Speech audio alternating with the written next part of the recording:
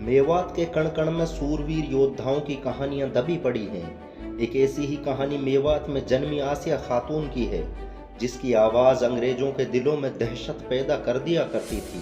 अंग्रेजों ने जब उनके शोहर मौलाना इब्राहिम को गिरफ्तार किया तो आसिया खातून ने कहा कि मौलाना मर जाना, लेकिन इन जालिमों से कभी माफ़ी मत मांगना। लेकिन अफसोस की बात यह है कि गैरों का तो क्या, खुद मुसलमानों और ख़ासकर मेवात के मुसलमानों ने इस नायिका को भुला दिया। आसिया खातून का जन्म 6 अप्रैल 1918 को मेवात के फिरोजपुर शहर में हुआ था। ये अलवर के मशहूर आलिम दीन मौलाना इब्राहिम की बीवी थी। 1930 में जब महात्मा गांधी ने नमक सत्याग्रह आंदोलन की शुरुआत की तो मौलाना इब्राहिम इस आंदोलन को भारत के कोने कोने तक पहुंचाने का जरिया बने। मौलाना इब्राहिम के कहने पर गुजरात से लेकर दिल्ली तक के मुसलमानों की बड़ी तादाद ने नमक सत्याग्रह में हिस्सा लिया, और जब 5 मई 1930 को अंग्रेजों ने गांधी को गिरफ्तार किया तो उसके साथ मौलाना इब्राहिम और मौलाना हिफ्जुर रहमान सोरावी जैसे बड़े आलिम भी जेल की सलाखों में डाल दिए गए। अंग्रेजों ने दांडी यात्रा के विरोध में 60,000 से भी अधिक लोगों को कैद खानों में डाल रखा था। इनमें ज़्यादातर तादाद उन उलमाओं की थी जो भारत के मुसलमानों की रीढ़ की हड्डी माने जाते थे। इन उलेमाओं की फहरिस्त में मौलाना इब्राहिम के साथ मुफ्ती किफ़ायतुल्लाह, मौलाना अहमद शहीद दहलवी, मौलाना अताउल्लाह शाह बुखारी, मोहम्मद मियाँ देवबंदी और मौलाना बशीर अहमद जैसे लोग शामिल थे। मौलाना इब्राहिम की गिरफ्तारी के बाद जब अंग्रेजों ने उन्हें टॉर्चर करना शुरू किया तो लोगों की रूह कांप गई। इतिहासकार लिखते हैं कि अंग्रेजों के जुल्म व सितम का ये आलम था कि मौलाना के जिस्म पर खाल भी बाकी ना बची थी। ऐसे में अंग्रेजों ने मौलाना से ये शर्त रखी कि अगर वो अंग्रेजों से माफ़ी मांग लेते हैं और दोबारा किसी आंदोलन में हिस्सा ना लेने का वादा करते हैं तो उन्हें आज़ाद कर दिया जाएगा। देश में बहुत से लोग ऐसे भी गुजरे कि जिन्होंने मौत के खौफ और चाटुकारिता में अंग्रेजों को माफ़ीनामे लिखे और कैद खाने से आज़ाद हो गए। लेकिन ये एक मौलाना का ज़र्फ था कि जिनका जिस्म तो अंग्रेजों के हंटर से बेजान सा हो गया, लेकिन उसने अंग्रेजों के सामने सर ना झुकाया। बात देश की थी तो मौलाना ने भी फ़ख्र से कहा कि तुम मेरे जिस्म का एक एक टुकड़ा अलग कर दो, लेकिन मेरे बदन से वतन की मिट्टी को अलग नहीं कर पाओगे। जिस वक्त अंग्रेज मौलाना पर जुल्म कर रहे थे उस वक्त उनका बेटा शदीद बीमारी में मुब्तला था।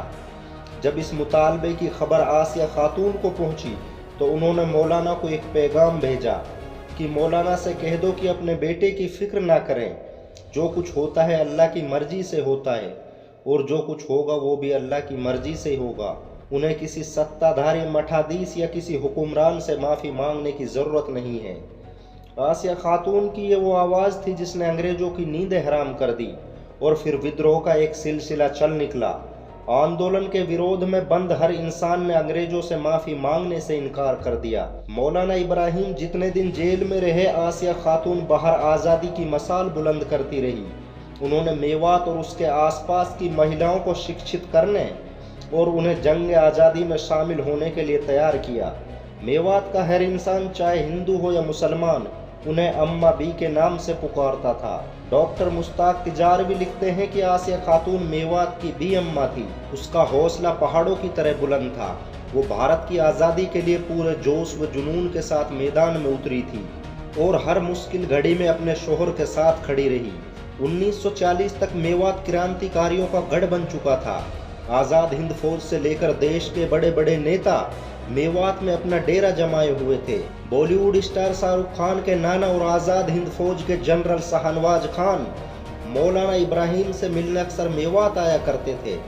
आसिया खातून खुद आगे बढ़कर उनकी खिदमत किया करती थी। कहते हैं कि आसिया खातून की नमाजें कभी कज़ा नहीं हुई। वो आज़ादी के आंदोलन में हिस्सा लेती और वहीं नमाज अदा करती।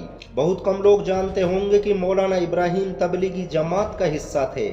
आसिया खातून ने मेवात की औरतों में तबलीग को पहुंचाने में बड़ा अहम किरदार अदा किया। आसिया खातून ने भारत की आज़ादी के लिए जो किया वो कोई नहीं कर पाया। उन्होंने मेवात में महिलाओं के कई संगठन बनाए और घर घर जाकर क्रांति की मसाल को जलाने का काम किया। आसिया खातून के माँ बाप का साया बचपन में ही उठ गया था, लेकिन वो मेवात के लाखों लोगों के लिए माँ बाप का दर्जा रखती थी।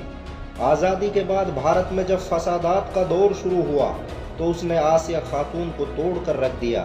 ये जख्म ताउमर उनके साथ रहा।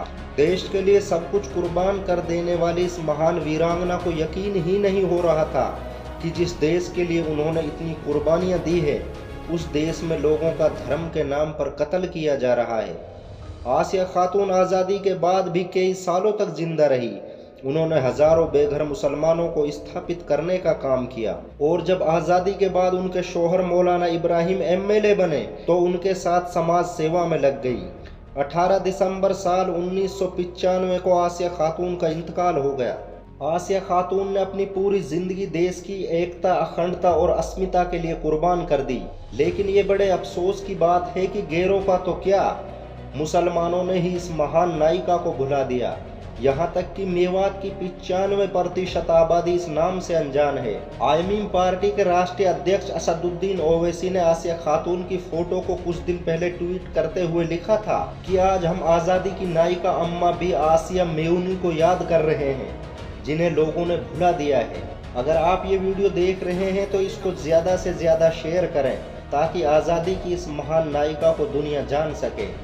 ऐसी ही और वीडियो देखने के लिए हमारे channel the rise of Islam को सब्सक्राइब करें। वीडियो को लाइक, शेयर करें और कमेंट करके हमें ज़रूर बताएं। बेल आइकॉन दबाना ना भूलें।